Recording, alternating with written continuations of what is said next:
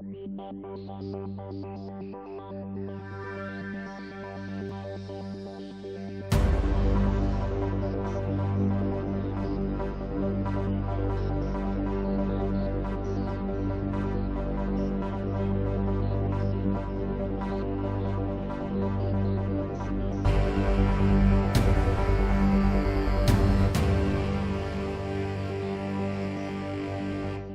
I'm Pantazi. I was just forwarded an email by Dana from usadojo.com, I guess from one of my prior articles there.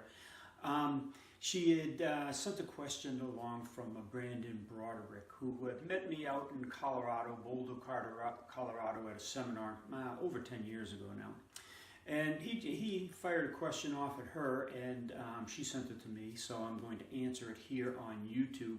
I will send it back to her if she wants to disperse it that way to you, but also just to answer your question. The question was, he was doing Shito-ryu, and he was talking about the GoJu, the Suparempi, excuse me, not the GoJu version, but the Shito-ryu version. And he was stating right at the end, there's a movement that came at the end of the kata, or near the end of the kata, that started with a movement similar to the Seunjin kata, and then dropped down into an Ippon Ken, or Phoenix Eye Fist, or Trigger Finger, whatever you want to call this hand position. And he was wondering if it was a strike to the belly button. Now, he prefaced that by saying that he knew that there was a target down there, the Dantien he called it, or the Hara if you're a Japanese terminologist. And he was talking about the pressure points down there. And he was wondering, since he saw William Chung of Wing Chun Kung Fu, okay, doing a targeting and calling the navel a target. Well, to me, the navel is really hard to attack because everybody's body structure is different. Some navels are higher, some navels are lower.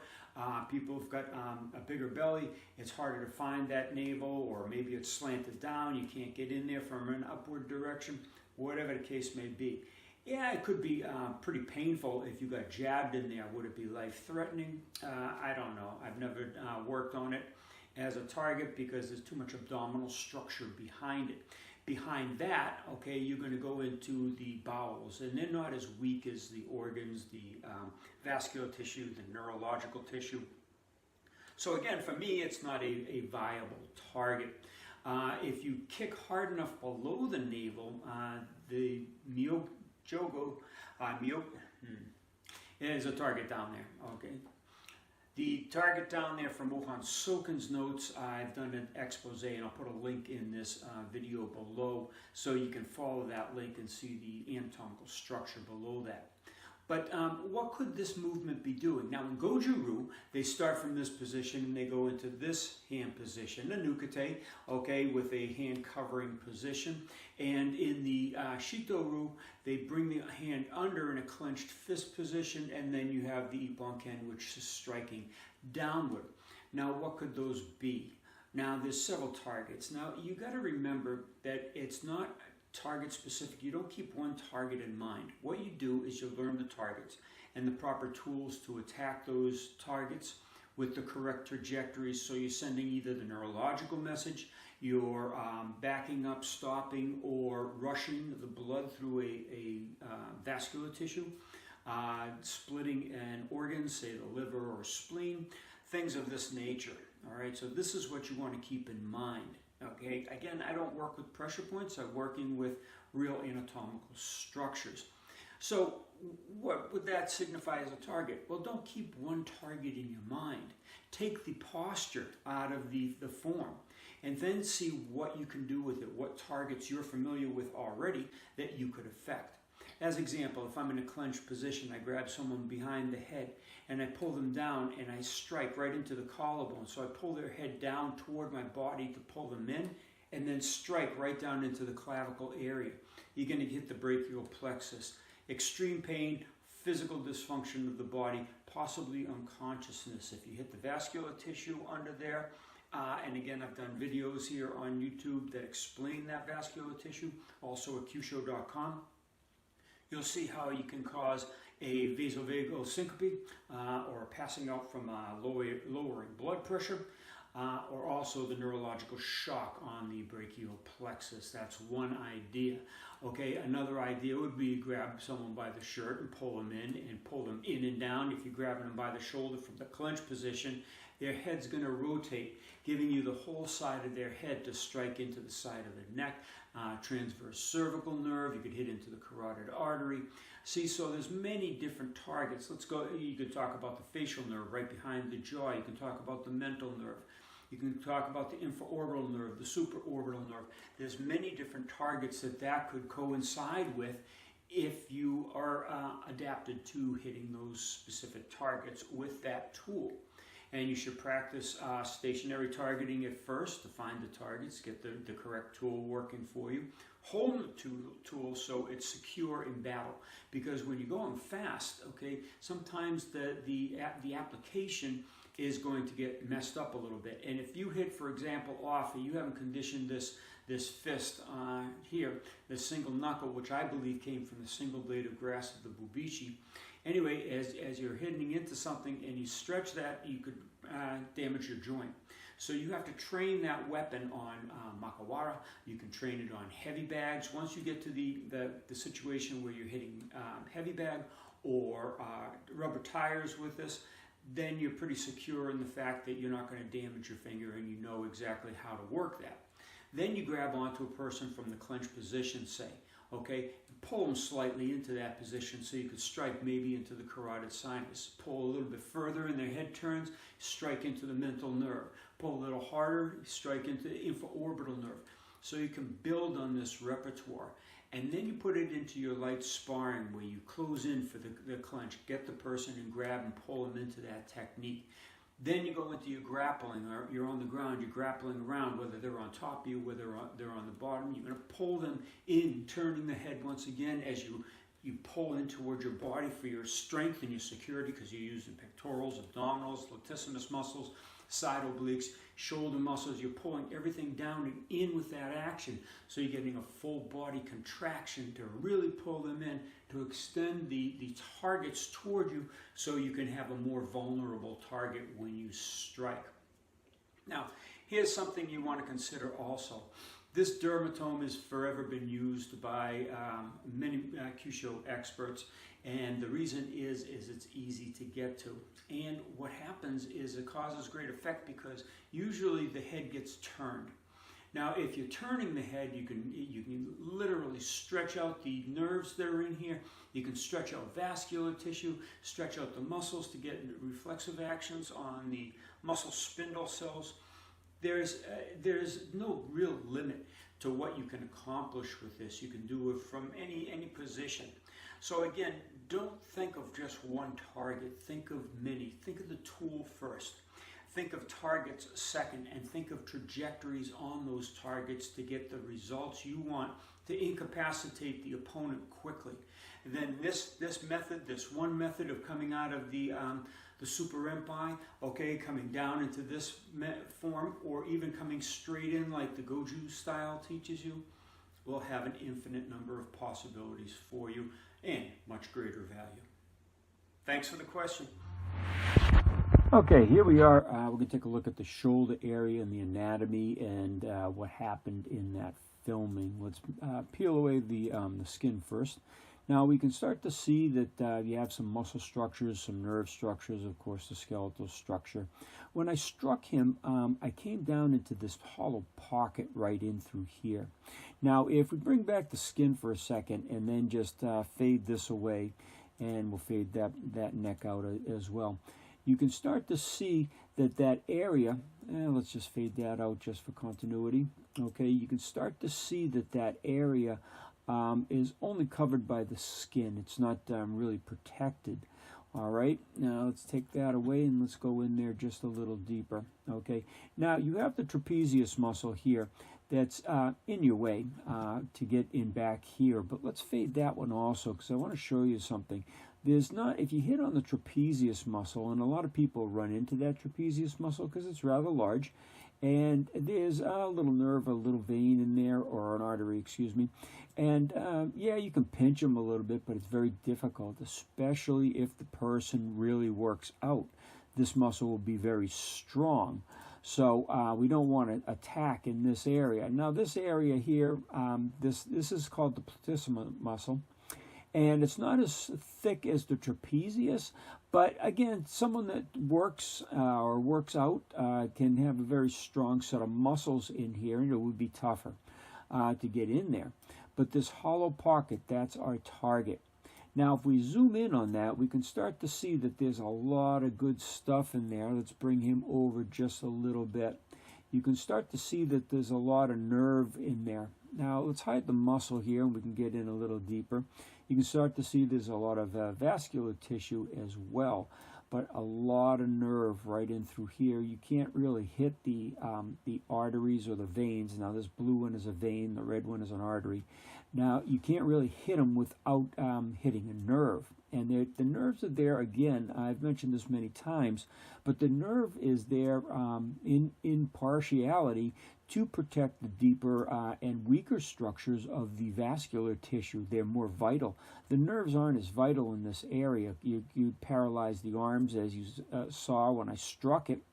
You can paralyze the breathing a little bit and cause a lot of dysfunction, but nothing life-altering. Okay, you cut you sever the blood vessels, or you damage the blood vessels, and that can be life-altering.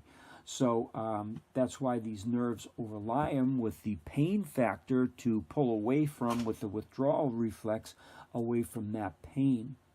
Now, let's get into this a little bit more. And we'll take away the skeleton for a second. Excuse me. Okay, so we have the heart in through here. Okay, and we have the aortic arch in through here. Now, the aortic arch feeds into, we'll get rid of the nerves here too. They're in the way. Okay, the aortic arch feeds the blood that's coming with oxygen up into the brain via the carotid arteries right in through here. All right, and we'll zoom in just a little bit. These carotid, that's the aorta, or the aortic arch, and it feeds into the carotid arteries. Now, that leads over here into the subclavian artery and into the axillary artery as well. It's all part of the same thing, but what we were targeting before is, let's get the nerves back in here so you can start to see. We were targeting right in through here the subclavian artery. Now, there's a design flaw with Mother Nature. Okay, and we'll bring back the skeletal tissue so we can see this a little bit better. Anyway, you have the heart that's pumping the blood up into the brain via the carotid sinuses, or the carotid arteries, up and through here, and then carrying them away here, through these vessels here, the jugular veins. All right. Now, what happens is, if the arm, and this is the design flaw, if the blood flow in this artery is stopped, so the blood doesn't flow into the arm, the body takes the blood from the brain to feed it, because there's a blockage coming up from this artery in here. It tries to drain it from the brain coming down. So that's what makes the person faint.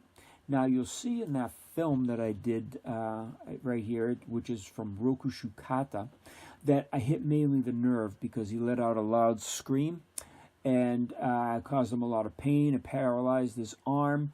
He had a little bit of breathing issue. That's why I opened up his breath.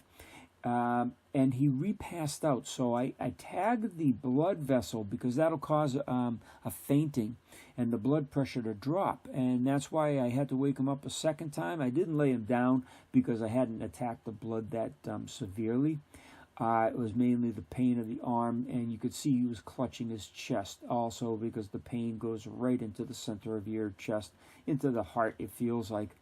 But anyway, it's because of these arteries. Now, if you watch the film on Seiyuchin, the Black Tiger of Seiyuchin, I used this artery target because we were going for all blood vessels in that region, or blood vessels in that filming. And that was the target right down and through here, and it made the people have the black vision. Okay, the vision faded to black, and that's why they passed out. They didn't scream because I bypassed the nerves by coming in at a slightly different angle. And we'll come in here and we can see, let's get rid of the muscles here for a second. Okay, if you come straight down, you're going to catch the nerves. But if you come at this angle, and if you're coming straight down as example on these nerves as I did in this Rokushu filming just above, that also fits perfectly with the Suparempi, you're going to get the nerves. You run into the nerves. Okay, but if you come in at an angle this way, okay, as I did in the Seiuchin film, you catch basically just the vascular tissue. So that's a big difference, and that's what learning the anatomy will help you understand when you're going through your katas and your techniques, what's available.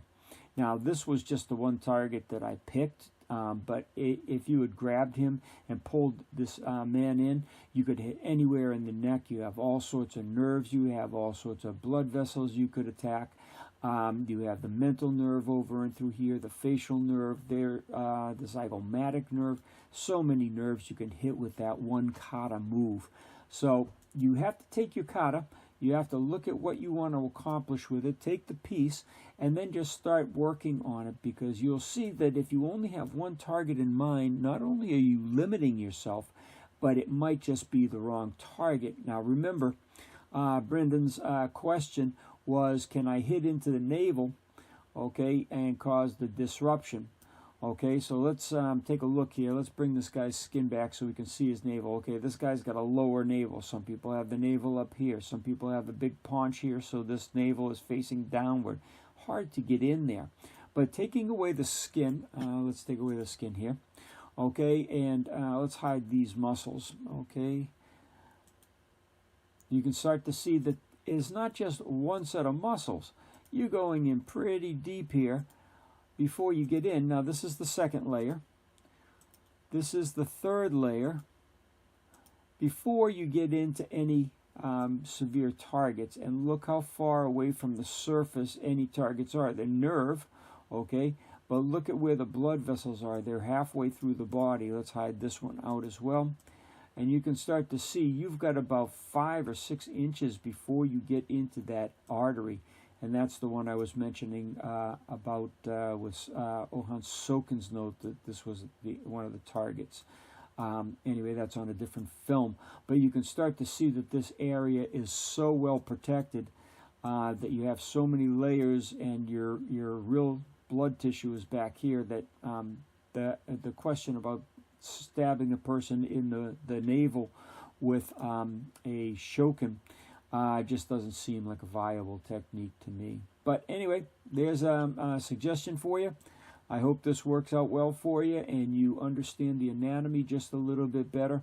And I want to thank you for subscribing to either Patreon or the Platinum subscription, so you can get this information, so Real Kyusho survives the ages rather than going back into obscurity, or worse, going into the TCM model of pressure points, because as we can clearly see, this is anatomy, this is physiology, this is Kyusho.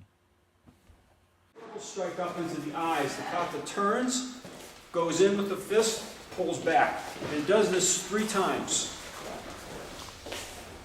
Okay? So what we're going to do is, what I feel that this is doing in that lunging attack, is we're grabbing here and pulling, okay? To get the person okay. You made my legs come out. Exposed, okay? So my next target's going to be right down into the clavicle hole, okay? Stomach 12 area, if you look at the pressure points. Now, if you do this and you strike down, you're going to see that that has a debilitating attack just on the arm, just on a surface strike. Sorry. Okay? Okay, if I've turned the guy's head and I've really exposed this and I dig in with that type of an action here.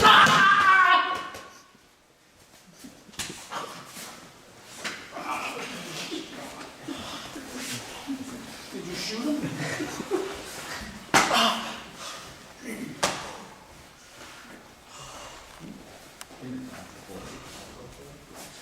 So the force has to be enough that you can get past it. You okay? Yeah. You passing out again? Yeah.